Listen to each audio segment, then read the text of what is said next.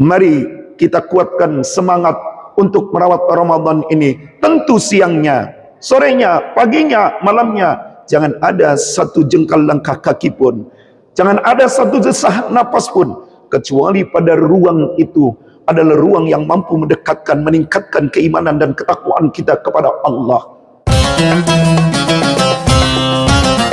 Assalamualaikum warahmatullahi wabarakatuh.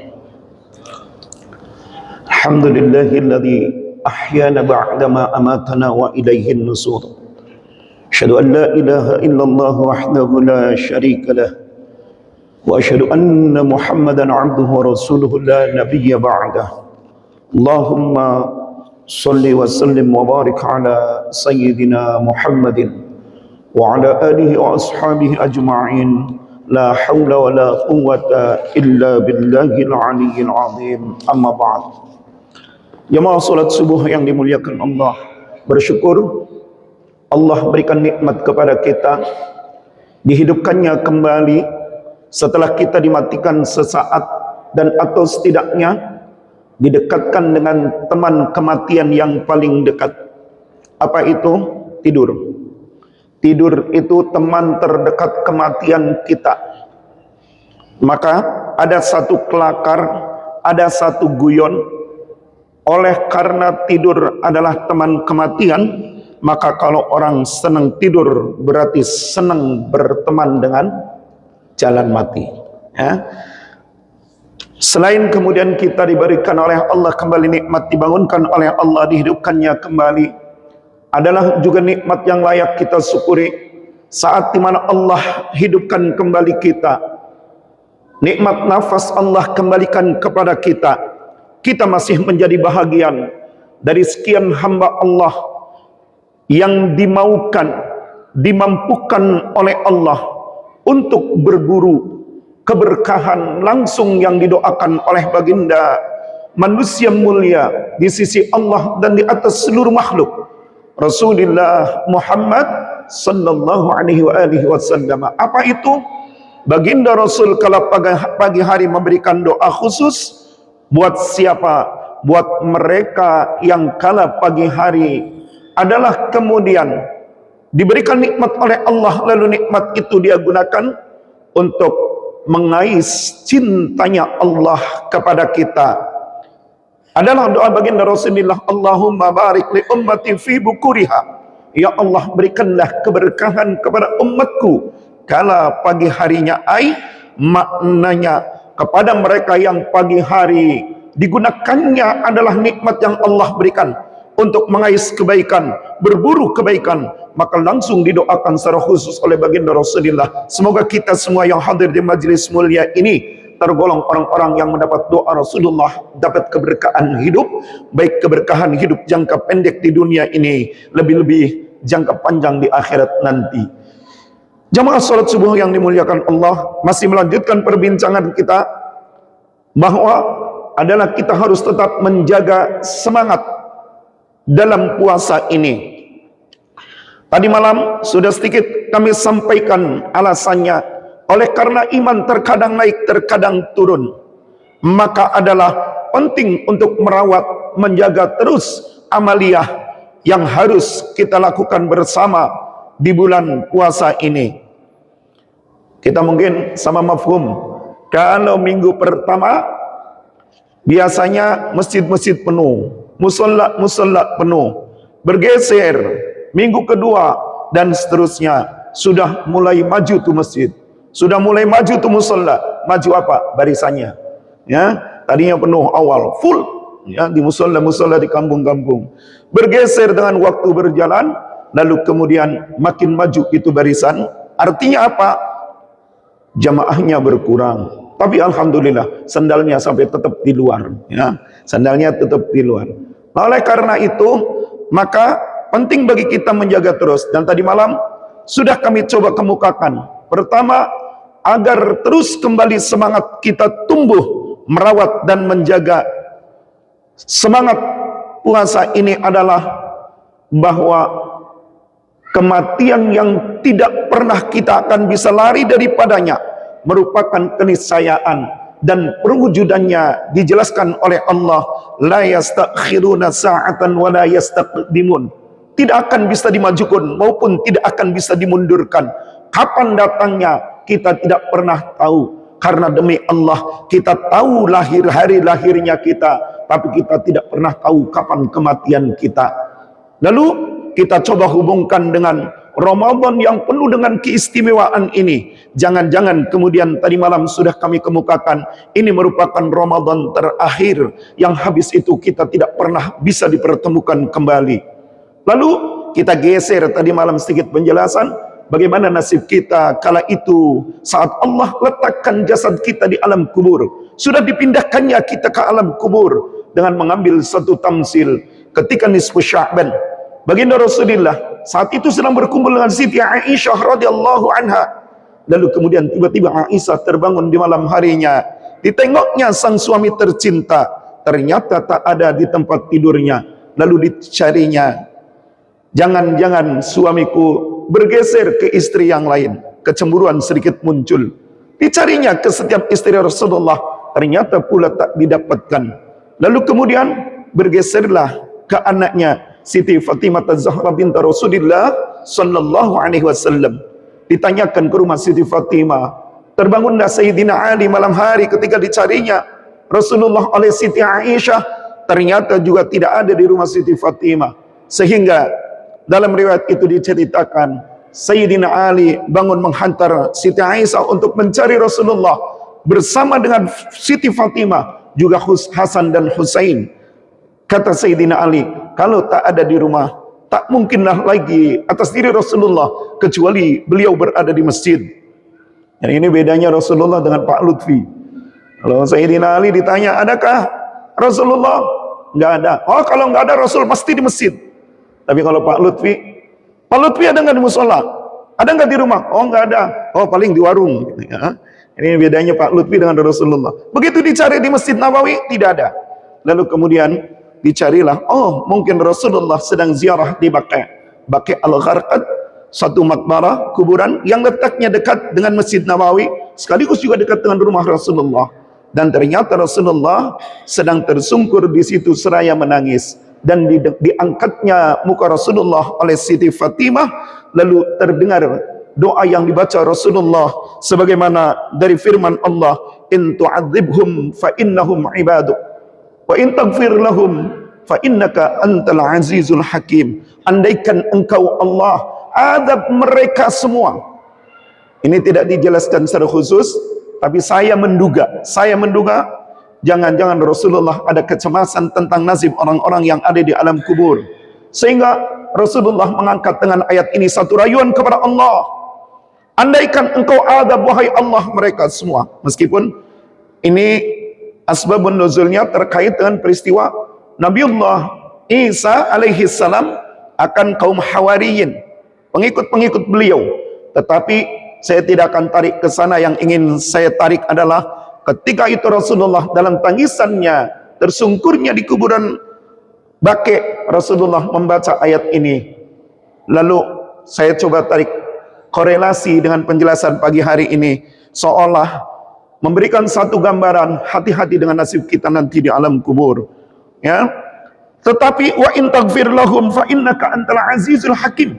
Jika engkau ampunkan mereka wahai Allah, maka engkau maha bijaksana lagi maha perkasa lagi maha bijaksana. Satu rayuan yang diberikan Rasulullah untuk memintakan kepada Allah akan nasib orang-orang yang ada di alam kubur. Hubungannya dengan merawat dan menjaga puasa ini, kalau kemudian Allah panggil kita, lalu diletakkan jasad kita di alam kubur di tahun ini, di Ramadan ini, apakah kita termasuk di antara orang yang dicemaskan dalam doa Rasulullah atau tidak? Maka dari itu, untuk menjawabnya adalah, mari kita kuatkan semangat untuk merawat Ramadan ini. Tentu siangnya, sorenya, paginya, malamnya, jangan ada satu jengkal langkah kaki pun, jangan ada satu desah napas pun, kecuali pada ruang itu adalah ruang yang mampu mendekatkan, meningkatkan keimanan dan ketakwaan kita kepada Allah. Kalaupun kemudian kita tidur, jadilah tidur kita tidur yang bernilaikan ibadah, seperti yang sudah tenar Dalilnya sampai kepada kita naumus shaimi ibadatun. Artinya Bapak Ibu sekalian, andaikapun kita capek, lelah, ngantuk, harus tidur, maka niatkanlah tidur kita, ya Allah, kami mau istirahat dulu. Sehingga nanti ketika kami bangun, ya Allah, Kau bangunkan kembali, wahai Allah. Jadikan ini kemampuan kami untuk bisa melaksanakan kewajiban berikutnya. Oleh karena apa? Tadi malam sudah kami sampaikan, bulan Ramadan itu, siapa melakukan satu amalan sunnah nilainya sama dengan melakukan satu amalan wajib. Siapa melakukan satu amalan wajib di bulan Ramadan ini, maka nilainya sama dengan sab'ina, kata Rasulullah ketika di khutbah jelang Ramadan dan akhir bulan Sya'ban, nilainya sama dengan 70 kali amalan di luar bulan Ramadan. Jemaah yang dimuliakan Allah Subhanahu wa taala. Lalu yang kedua tadi malam adalah menjadi motivasi bagi kita semua adalah, meskipun mungkin salat kita sudah bagus, meskipun mungkin bacaan Al-Quran kita sudah rajin baca Qurannya, atau mungkin amalan-amalan lainnya sudah is okay, tapi Siti Aisyah radhiyallahu anha mengajak kepada kita semua, PD is okay, tapi jangan over PD-nya. Ya, artinya apa? Sesekalilah taruhlah satu peluang kepada kita. Akankah amal yang kita lakukan telah mampu menyenangkan Allah, mendatangkan cinta Allah, telah diterima oleh Allah? Digambarkan ketika Siti Aisyah membaca ayat dari firman Allah, "Famannallahu alaina wa waqana 'adzabas samum." Maka Allah memberikan karunia kepada kami dan memelihara kami dari api neraka yang panas. Lalu Siti Aisyah menangis. Oleh karena apa? Sebegitu karunia Allah, diberikan kepada kita satu janji sorga, tetapi amalan kitanya begini-begini saja. Di luar Ramadan sama istri masih sering zalim, istri ke suami masih sering menyanyiakan, orang tua ke anak masih sering tak punya waktu oleh karena repot mainan HP dan atau pekerjaan-pekerjaan lain. Kadang zalimun li nafsih, kadang zalimun li ghairih. Mbok yao, kata Siti Aisyah, itu juga harus menjadi polarisasi cara berpikir kita, sehingga ada khaufan wa tuma'an, ada cemas-cemas pada diri kita. Supaya apa? Supaya terus meningkatkan, memotivasi kita kembali. Mumpung di bulan Ramadan, bulan istimewa ini, mumpung bulan puasa ini, bulan istimewa, dengan segala hal ritmik kebaikan yang kita lakukan, memotivasi kembali semangat kita untuk terus merawat bulan puasa ini. Yang ketiga, sahabat sekalian, kenapa? Karena bulan Ramadan ini, puasa ini seksi. Bicara puasa, bicara bulan Ramadan. Karena ketika Allah sebutkan tadi malam kami sampaikan, panggilannya saja sudah hanya kepada orang yang beriman. Ya ayyuhalladzina amanu kutiba alaikumusiyam. Terkait dengan kewajiban puasa, ini pakai mabni majhul, kutiba. Ya, cirinya dhammah awaluhu wa kusira ma qabla al-akhir. Diwajibkan bagimu puasa. Ya. Kama kutiba 'alal ladzina min qablikum, sebagaimana diwajibkan atas orang-orang sebelum kamu. Tujuannya, dilihat dari tujuannya, enggak tanggung-tanggung, la'allakum tattaqun. Ketika kita bicara bahwa dari puasa endingnya adalah la'allakum tattaqun, maka kita gali munasabatul ayatnya, hubungan ayatnya. Bagaimana ketika la'alla ini kan, kalau dalam perspektif ilmu alat namanya litarojji, satu pengharapan, satu keinginan yang kita pintakan, tetapi potensi besar terjadinya akan terjadi. Begitu perspektif pendekatan ulama ilmu nahwu. Makanya la'alla, pakainya la'allakum. Ya. Jadi dalam kajian ilmu alat ada tamanni, ada tarojji. Kalau ini namanya litarojji, satu pengharapan yang mungkin sekali terjadinya. Dan ketika puasa ini mampu kita lakukan dengan tetap semangat, menggenjot kita untuk memanfaatkan waktu yang dilaluinya, hal-hal yang mendatangkan ridha Allah, maka endingnya adalah la'allakum tattaqun. Dan ketika sudah sampai tingkatan tattaqun, mana kalam Allah yang tidak menceritakan tentang kebaikan bagi orang yang bertakwa? Bicara tentang surga, al-jannatu liman ittaqa, kepemilikannya liman bagi orang-orang ittaqa yang bertakwa. Ketika bicara problem solving, saat orang dihimpit persoalan ekonomi, apa yang tidak Allah janjikan kebaikan bagi orang yang bertakwa? Mohon maaf, apalagi kalau kita lihat fenomena akhir ini, ya, ini dunia ini sebagian lagi cemas. Para pakar mengamati, konon katanya ekonomi lagi sedang tidak baik-baik saja. Dari mana akar masalahnya? Kelakuan saudara kita Donald Trump radhiyallahu anhu nih, untuk Donald Trump nih. Donald Trump Amerika Serikat ketika mencaplok Venezuela, lalu bergeser kepada Greenland, lalu 73 negara termasuk Asia di dalamnya, mereka acak-acak semua, lalu kemudian mengembang kembali, mengancam Iran, yang kemarin beberapa hari yang lalu sedang dilakukan upaya untuk bagaimana tidak terjadi benturan, untuk saling serang. Ini membawa dampak dari sisi politis, dari sisi ekonomi, pada satu keadaan yang sedang tidak baik-baik saja. Kalau kami di dunia pesantren aja terasa Pak, santri-santri kami ini beberapa bulan belakangan ini hampir 40% nggak bisa bayar. Ketika orang tuanya ditanya kenapa, lagi sulit Ustadz cari uang, ya nampaknya dia nggak nyadar ini efek dari ekonomi global.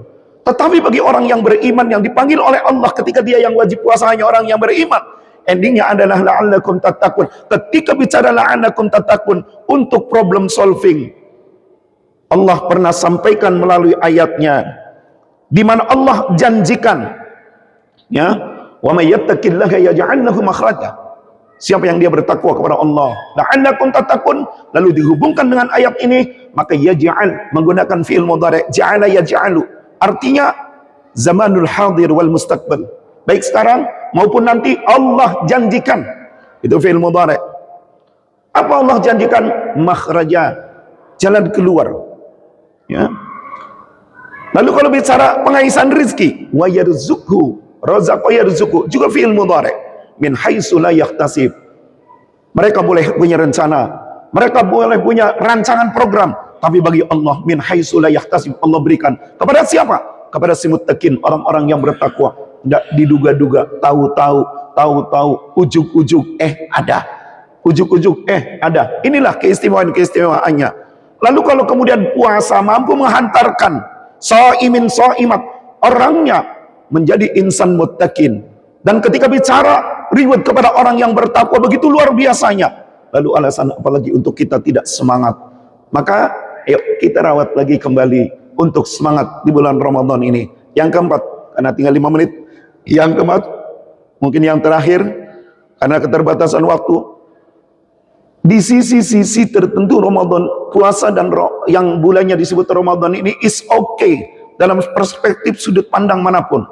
Dari kesehatan orang puasa, konon katanya terjadi autophagy, ada yang mengatakan autoliti, di mana ketika minggu pertama kita terasa lelah letih, di minggu kedua terjadi pembakaran lemak-lemak, lalu kemudian sel-sel yang bekerja itu memakan penyakit-penyakit kita, lalu kemudian menjadi sehat kembali. Dalam perspektif apapun luar biasa, tapi di balik itu semua ada hal yang perlu kita waspadai. Apa itu? Di balik kebaikan itu semua juga ternyata ketika kami coba lakukan telaah adalah juga pada puasa, pada Ramadan ada hal yang mencelakakan kita.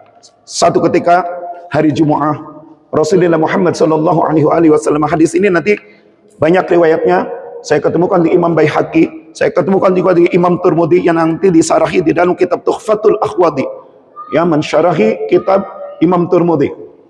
Rasulullah naik ke atas mimbar, redaksinya macam-macam, ya, ada Su'aid al-Mimbar, ya, ada banyaklah redaksinya. Ketika Rasulullah naik, tiba-tiba naik di tangga pertama Rasulullah amin, naik ke tangga kedua amin, naik ke tangga ketiga amin. Begitu sudah turun, sahabat bertanya, ya Rasulullah, Anda kok naik amin, amin, amin, padahal tidak ada doa. Lalu kemudian Rasulullah bilang, tadi datang Jibril kepadaku, dia memaksa aku untuk mengucapkan kata amin. Jibril yang berdoa, Rasulullah mengaminkan akan 3 hal. 3 hal ini nggak ada waktunya, tinggal 3 menit. Satu saja, salah satunya adalah dijelaskan dalam riwayat itu. Ini an Abi Hurairah radhiyallahu anhu qala Rasulullah sallallahu alaihi wasallam atakum ramadhana syahrun mubarak. Ini keistimewaan. Faradallahu azza wa jalla 'alaikum siyamahu tuftahu fihi abwabus sama. Ini keistimewaan membuka pintu langit bagi orang yang puasa. Wa tughlaqu fihi abwabul jahim, dan menutup pintu-pintu neraka. Ini keistimewaannya. Wa tughlaqu fihi maradatus syayatin, juga untuk diikatnya atau dibelenggunya para setan-setan. Fihi lailatun khairun min alfi syahr. Ini juga keistimewaan. Ada malam di mana malam yang lebih baik daripada 1000 bulan. Man hurima khairaha faqad hurima. Siapa menutup ruang kebaikan, maka akan ditutup kebaikannya oleh Allah. Ini mulai kita diingatkan. Lalu kemudian qala Nabi sallallahu alaihi wasallam raghima anfu rajulin. Ya, ini redaksinya berbeda di hadis yang diriwayatkan oleh Imam Tirmidzi. Pakainya halaka, tidak raghima. Di riwayat yang lain syaqiya, tetapi maknanya sama, celaka, hina, sia-sia, rugi, ya maknanya. Rajulun adalah seorang laki-laki yang kemudian dakhala alaihi Ramadan. Yang saya ambil entry poinnya saja, yang dia didatangkan, dipertemukan oleh Allah dengan bulan Ramadan. Summan salakha ay faragha. Kemudian Ramadannya selesai. Salakha ini ay faragha, selesai, rampung. Tetapi adalah Ramadannya selesai qabla ayyughfara lahu. Dia belum dapat ampunan Allah Subhanahu wa taala. Jangan sampai kita masuk ke dalam komunitas yang dinyatakan rugi, celaka, sia-sia. Datang Ramadan kepada kita dengan berbagai intrik-intrik positif, tetapi kita termasuk orang yang dinyatakan rugi. Kenapa? Qabla ayyughfarallah, karena kita belum dapat ampunan Allah. Maka dari itu, amalan-amalan hampir siangnya kita puasa. Lihat janjinya Rasulullah, man shoma ramadhana imanan wa ihtisaban ghufira lahu ma taqaddama min dhanbi. Malamnya kita lakukan tatawwu, salat sunnah. Salat sunnah apapun, tidak terkecuali tarawih. Man qama ramadhana imanan wa ihtisaban ghufira lahu ma taqaddama min dhanbi. Artinya apa? Ruang-ruang yang Allah bukakan dengan amaliyah di bulan Ramadan ini, ruang yang Allah janjikan melalui Rasulullah adalah ruang terjadinya pengampunan atas budak nafsu hamba dosa. Lalu kemudian kita tidak mendapatkan ampunan itu, maka saya tarik sebagai satu pemahaman, maka pada ruang inilah setiap celah waktu yang ada, dari menit menuju jamnya, dari jam menuju harinya, dari hari menuju minggunya, dari minggu menuju bulannya, harus menjadi bulan di mana Allah berikan ampunan dengan segala amaliyah yang kita lakukan. Semoga bulan Ramadan ini, puasa kita ini mampu menjadikan wasilah, jembatan untuk kita dapat ampunan Allah Subhanahu wa taala, sehingga kita kemudian tetap semangat di dalamnya melakukan seluruh aktivitasnya, dari sejak bangun tidur sampai tidur lagi. Dan janganlah kita tidur kecuali tidur itu hanya jembatan untuk ketika kita bangun kembali ada ruang yang kita siapkan, menjadikan amalan kita mampu mendekatkan diri kita kepada Allah. Semoga Allah bisakan dan mampukan. Wallahul muwaffiq ila aqwamit thariq. Wassalamualaikum warahmatullahi wabarakatuh.